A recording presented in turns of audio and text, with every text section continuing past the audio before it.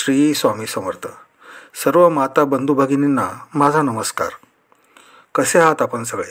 आशा करतो की आपण सर्व ठीक, मस्त आणि मजेत असाल. तर मंडळी, घरात तुटलेली मूर्ती का ठेवू नये याविषयी आपण सविस्तर माहिती आज आपण घेणार आहोत. मित्रांनो, भारतीय संस्कृतीत मूर्तीपूजेला अनन्यसाधारण महत्त्व आहे. प्रत्येक घरात देवघर असते, ज्यामध्ये देवी देवतांच्या मूर्ती किंवा फोटो असतात. श्रद्धेने आणि भक्तीने आपण त्या मूर्तींची पूजा अर्चा करत असतो. पण कधीकधी अनावधानाने त्या मूर्ती तुटतात. त्यावेळी अनेक जण संभ्रमात पडतात की आता ही तुटलेली मूर्ती घरात ठेवावी की नाही. काही जणांना याबाबत स्पष्ट माहिती नसते. तर काही लोक म्हणतात की तुटलेली मूर्ती अशुभच असते. काही जण म्हणतात की ती त्यागावीच लागते. आपण याचा धार्मिक आणि आध्यात्मिक दृष्टिकोनातून अभ्यास करू. शास्त्र, पुराणे, वास्तुशास्त्र आणि लोकपरंपरा यांचा आधार घेऊन हे समजून घेऊ की घरात तुटलेली मूर्ती का ठेवू नये. पण मित्रांनो, व्हिडिओ सुरू करण्या अगोदर एक विनंती आहे. जर आपण आपल्या चॅनलवर नवीन असाल तर आपल्या चॅनलला एक लाईक करून सबस्क्राईब नक्की करा. आणि आपल्याला जर अजून असेच माहितीपूर्ण व्हिडिओ पाहिजे असतील तर डिस्क्रिप्शनमध्ये लिंक आहे, त्यावर जाऊन आपण ते व्हिडिओ बघू शकता. आणि हो, आपल्या टेलिग्राम चॅनललाही जॉईन करा, लिंक डिस्क्रिप्शनमध्ये आहे. चला तर सुरू करूया. मूर्ती म्हणजे काय? मूर्ती म्हणजे एक प्रतीक आहे. ते परमेश्वराचं साकार रूप आहे. भक्ती साधनेसाठी मूर्ती ही एक माध्यम आहे.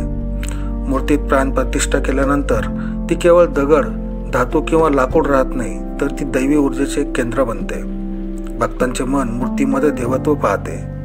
ती श्रद्धा जितकी शुद्ध तितकीच त्या मूर्तीच्या माध्यमातून प्राप्त होणारी ऊर्जाही प्रभावी असते. धर्मग्रंथानुसार तुटलेली विदीर्ण किंवा भग्न मूर्ती अशुद्ध मानली जाते. स्कंद पुराण आणि गरुड पुराणात म्हटले आहे की भ्रष्टा मूर्ती न पूज्यते. याचा अर्थ असा आहे की तुटलेली मूर्ती पूजनीय राहत नाही. प्राणप्रतिष्ठेचा तात्विक विचार काय आहे ते आपण पाहू. ज्या मूर्तीत प्राणप्रतिष्ठा केलेली असते ती जर तुटली तर त्या मूर्तीतून दैवी ऊर्जा निघून जाते. अशा वेळी ती फक्त एक शरीरशून्य आवरण बनते. भग्न मूर्तीमध्ये सकारात्मक ऊर्जा टिकत नाही. ती ऊर्जा अशुद्ध होऊन घरात वाईट प्रभाव निर्माण करू शकते. वास्तूनुसार देवघरात सकारात्मक ऊर्जा वाहत असते. तुटलेली मूर्ती ही ऊर्जेचा अडथळा ठरते. तुटलेल्या वस्तूंचा वाईट परिणाम. कोणतीही तुटलेली वस्तू जसे की आरसा, फर्निचर, मूर्ती वास्तूनुसार दोष निर्माण करतात. यामुळे घरात मानसिक अशांती, आजार, अपयश आणि आर्थिक नुकसान होण्याची दाट शक्यता वाढते. जर आपण इथपर्यंत आला असाल तर आपल्या चॅनलला एक लाईक नक्की करा. पुराणांमधील काही संदर्भ आहेत ते आपण पाहू. गरुड पुराण. गरुड पुराणात म्हटले आहे की तुटलेल्या मूर्तीचे विसर्जन करणे अत्यंत आवश्यक आहे. भग्न मूर्ती ग्रहदोष निर्माण करते. विष्णू धर्मसूत्र.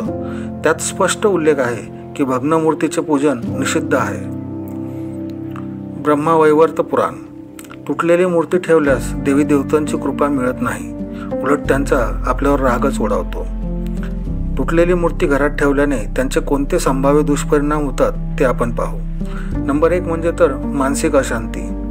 पूजेला बसल्यावर भक्ताच्या मनात तुटलेली मूर्ती असल्याने अपराध भाव निर्माण होतो. नंबर 2 म्हणजे देवाची कृपा कमी होणे. देवाला आपले स्वरूप मानून जो भक्त तुटलेली मूर्ती पूजतो त्याला सर्व फळ मिळत नाही किंवा पूर्ण फळ मिळत नाही. नंबर 3, घरात नकारात्मक ऊर्जा निर्माण होणे. पूजास्थाने पवित्र असते, त्यात दोष निर्माण झाल्यास नकारात्मक शक्ती सक्रिय होतात. नंबर 4 म्हणजे वास्तुदोष. देवघरातील तुटलेली मूर्ती वास्तुदोष निर्माण करते. भाविकांची श्रद्धा. एखाद्याला ती मूर्ती खूप भावलेली असते, पण तरी धार्मिक दृष्टीने तिचे विसर्जन करणेच योग्य आहे. फक्त शोभेच्या मूर्ती म्हणजे काही मूर्ती केवळ शोभेसाठी असतात. त्यांच्यात प्राणप्रतिष्ठा नसल्यास त्या ठेवणं तितकं गंभीर मानलं जात नाही. आता देवांचा फोटो तुटल्यास काय करावे?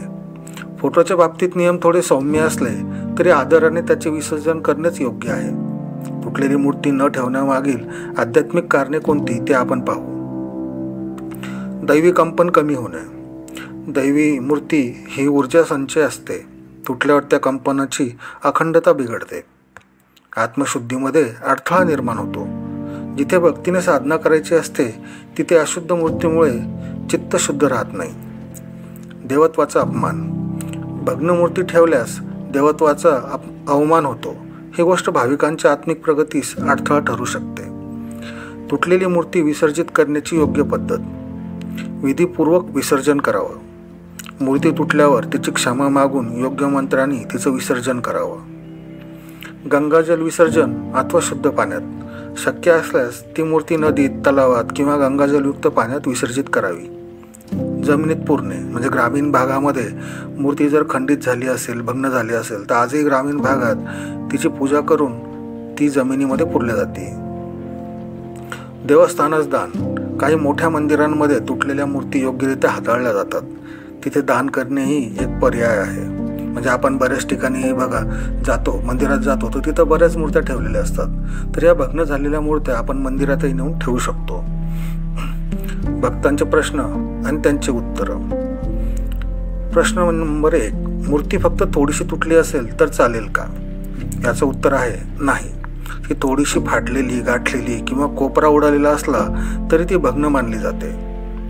आता प्रश्न नंबर 2. फक्त हात किंवा पाय गेला तर काय करावं? म्हणजे मूर्तीचा हात किंवा पाय तुटला असेल तर काय करावं? याचं उत्तर आहे तरीही ती मूर्ती वापरात ठेवणं वर्ज्य आहे. तिचं विसर्जन करणेच योग्य आहे. प्रश्न नंबर 3. फोटो तुटल्यास काय करावे? याचं उत्तर आहे त्यालाही समान पद्धतीने शुद्धपणे विसर्जित करावे. धार्मिक आचारसंहितेचा उद्देश. नियम केवळ भीती दाखवण्यासाठी नसतात मित्रांनो.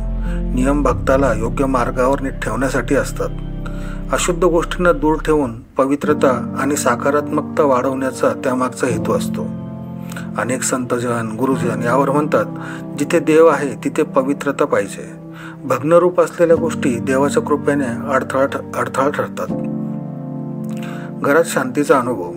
अनेक कुटुंबांनी तुटलेली मूर्ती काढल्यावर घरात सुख, शांती आणि सौख्य वाढल्याचा अनुभव घेतलेला आहे. मंडळी, तुटलेली मूर्ती घरात ठेवणे धार्मिक दृष्टिकोनातून अयोग्य आहे. यामागे अंधश्रद्धा नसून पवित्रतेचा विचार आहे. भग्न मूर्ती सकारात्मक ऊर्जा अडवते, भक्तीचा भाव कमी करते आणि आध्यात्मिक उन्नतीस अडथळा ठरते. त्यामुळे भक्ताने अशा मूर्तीला नम्रपणे निरोप द्यावा आणि नित्य पवित्र पूजास्थळात नव्याने उत्साहाने साधना करावी. जय श्रीराम. तर मंडळी, आपल्याला ही माहिती आवडली असेल तर आपल्या चॅनलला एक लाईक करून सबस्क्राईब नक्की करा आणि बेलच्या बटनवर क्लिक करा व नंतर ऑलवर क्लिक करा म्हणजे आमचा येणारा व्हिडिओ सर्वप्रथम आपल्यापर्यंत पोहोचेल. धन्यवाद. श्री स्वामी समर्थ.